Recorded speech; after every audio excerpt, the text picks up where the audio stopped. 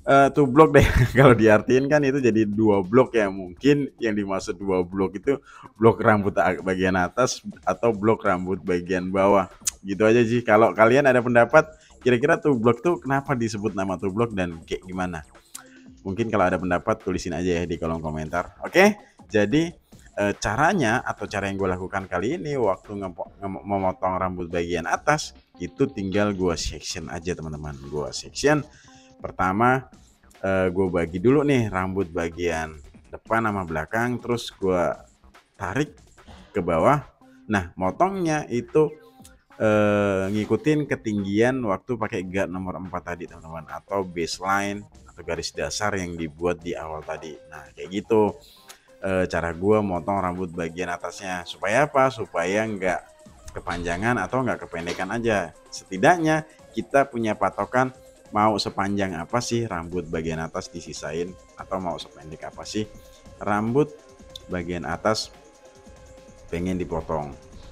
Nih contohnya, jadi gue section menyilang ini untuk bagian depan ya, tapi tadi bagian belakang itu gue bagi dua antara rambut atas depan dan belakang. Nah sekarang ini gue section menyilang supaya apa sih bang, kok di section menyilang gini teman-teman, ngebagi maksud gue supaya nggak gue tarik semua gitu sih, jadi gue motongnya per bagian gitu supaya hasil yang didapatkan itu sesuai dengan keinginan kita. Artinya kalau langsung disisir semua terus dipotong biasanya ada yang panjang ada yang pendek. Nah makanya section atau ngebagi ini lebih bukan lebih sih, penting dilakukan dalam motong rambut bagian atas supaya hasil yang didapatkan lebih maksimal. Nah udah selesai ya?